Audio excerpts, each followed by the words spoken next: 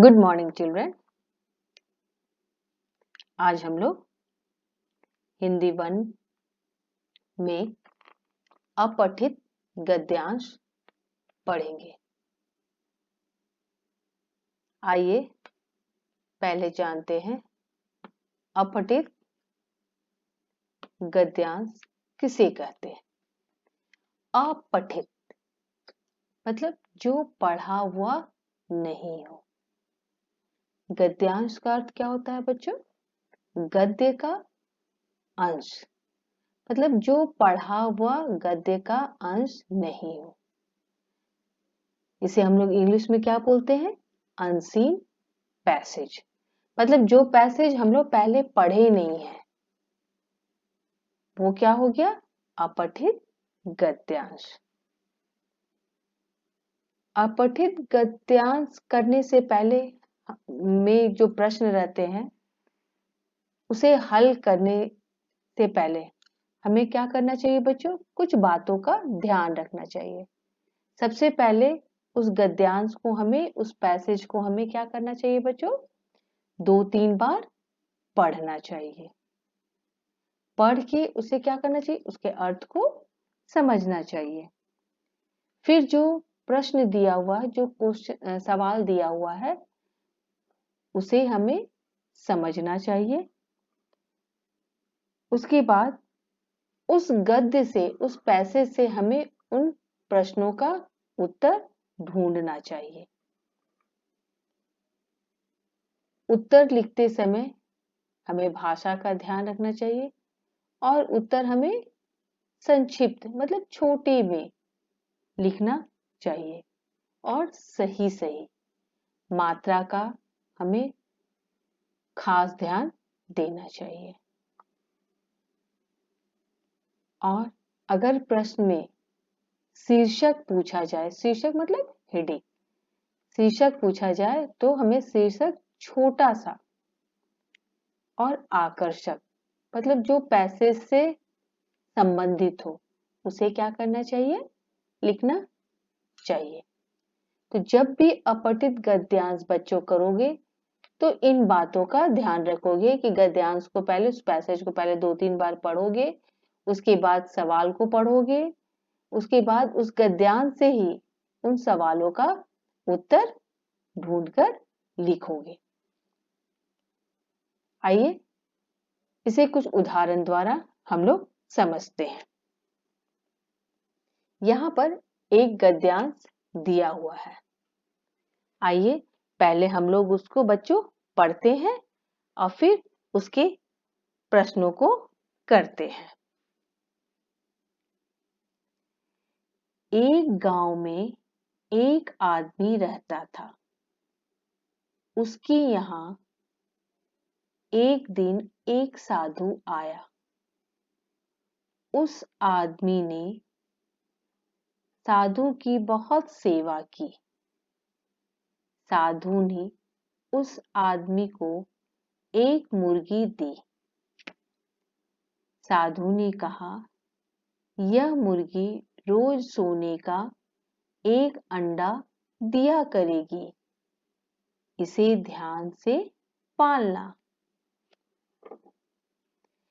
एक गांव में एक आदमी रहता था। उसके यहाँ क्या है? एक साधु आए और उस आदमी ने क्या की? साधु की बहुत सेवा की। तो उस साधु ने उस आदमी को क्या दिया बच्चों? एक मुर्गी दी, जो क्या करती थी? सोने का अंडा देती थी। वह मुर्गी रोज सोने का एक अंडा देने लगी। थोड़े ही दिनों में वह आदमी धनी हो गया। अब उसका लालच बढ़ गया। एक दिन उसने सोचा, क्यों न मैं मुर्गी को मारकर एक बार में ही सारे अंडे निकाल लूं। वह मुर्गी क्या करने लगी? रोज सोने का अंडा देने लगी और जिससे वो आदमी धनी हो गया।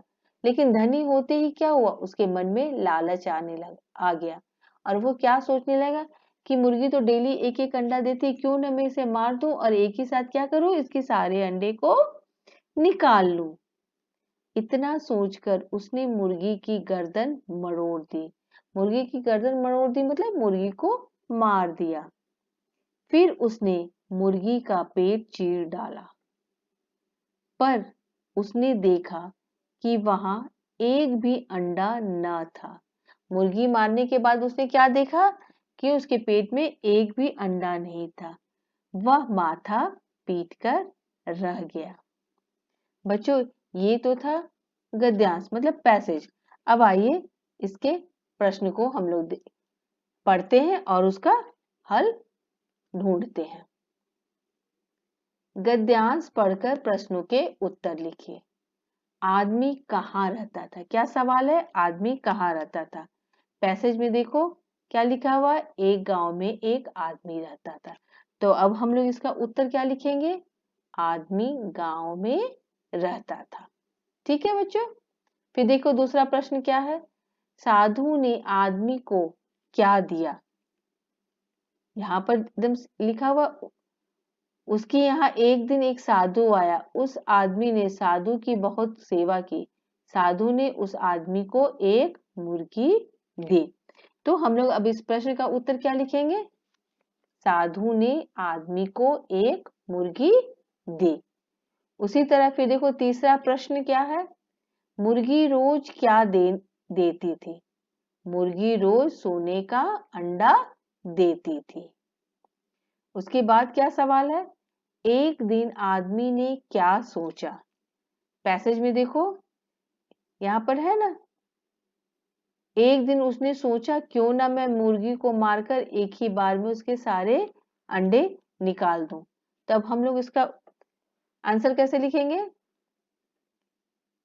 एक दिन आदमी ने मुर्गी को मारकर सारे अंडे निकाल लेने को सोचा। ठीक है। उसके बाद अंतिम प्रश्न क्या है, गद्यांश के लिए शीर्षक लिखे। शीर्षक मतलब हेडिंग।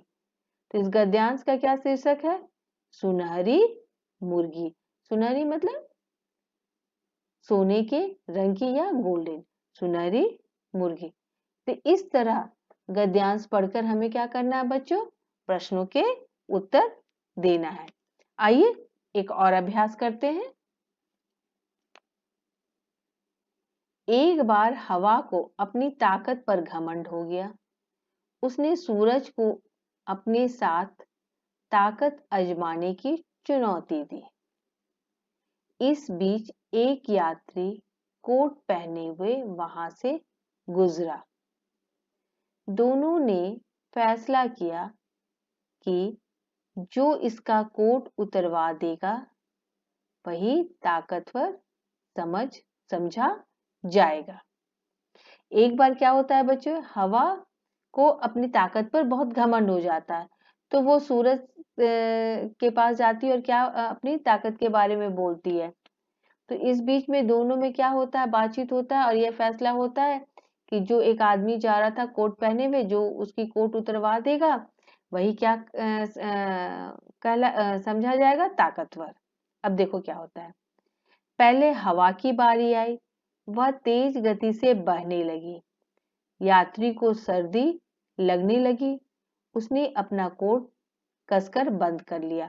हवा खूब तेज से बहने लगी, जिससे क्या लगा, उस यात्री को, उस आदमी को क्या लगने लगा? ठंड लगने लगा। तो वो कोट की बटन लगा के और उसे टाइट से बंद कर दिया। हवा ने पूरी ताकत का इस्तेमाल किया, परंतु यात्री ने कोट नहीं उतारा। अब सूरज की बारी आई, उसने धीरे धीरे तपना शुरू किया। तपना मतलब गर्म होना। यात्री को गर्मी लगने लगी, उसने कोट उतार दिया। सूरज जीत गया और हवा हार गई। बच्चों, ये थे गद्यांश, ये पैसेज था। अब देखो इसके अनुसार अब हमें क्या करना है, जो प्रश्न दिए गए हैं उसका हल लिखना है। क्या प्रश्न है? पहला प्रश्न देखो, किसे अपनी ताकत का घमंड हो गया था? पैसेज में हम लोग देखेंगे क्या है, देखो, एक बार हवा को अपनी ताकत पर घमंड हो गया था। तो अब इसी के अनुसार हम लोग क्या उत्तर लिखेंगे? हवा को अपनी ताकत का घमंड हो गया था। ठीक है। दूसरा प्रश्न क्या है, हवा ने किसे अपना हवा ने किसे अपने साथ ताकत आजमाने की चुनौती दी? पैसेज में देखते हैं, उसने सूरज को अपने साथ ताकत आजमाने की चुनौती दी। तब इसके अनुसार हम लोग उत्तर क्या लिखेंगे, आंसर क्या लिखेंगे? हवा ने सूरज को अपने साथ ताकत आजमाने की चुनौती दी। तीसरा प्रश्न क्या है? दोनों ने क्या फैसला किया? अब हम लोग पैसेज में देखेंगे, क्या है? दोनों ने फैसला किया कि जो इसका कोट उतरवा देगा वही ताकतवर समझा जाएगा। अब इसके अनुसार हम लोग क्या करेंगे? थर्ड नंबर तीसरे प्रश्न का उत्तर देंगे। क्या देंगे? दोनों ने यह फैसला किया कि जो कोट पहने यात्री का कोट उतरवा देगा वही ताकतवर होगा। उसके बाद के प्रश्न देखते हैं, अंत में किसकी जीत हुई? अब हम लोग पुनः पैसेज में देखते हैं, क्या है? सूरज जीत गया और हवा हार गई, अंतिम लाइन है। तब इसके अनुसार हम लोग क्या करेंगे? प्रश्न का उत्तर लिखेंगे, अंत में सूरज की जीत और हवा की हार हुई। पांचवा प्रश्न देखिए, क्या है प्रश्न? इस गद्यांश से हमें क्या शिक्षा मिलती है? इस गद्यांश को, इस पैसेज को पढ़ने से बच्चों हमें क्या शिक्षा मिलती है? देखिए, इस गद्यांश से हमें अपनी ताकत पर घमंड नहीं करने की शिक्षा मिलती है। तो इस तरह बच्चों हमें क्या करना है? पैसेज को पढ़ना है, गद्यांश को पढ़ना है और क्या करना है? प्रश्नों के उत्तर देना है। मुझे उम्मीद है बच्चों आप लोगों को अपठित गद्यांश समझ में आ गया होगा, किस तरह पैसेज को पढ़कर प्रश्नों के उत्तर लिखना है। धन्यवाद।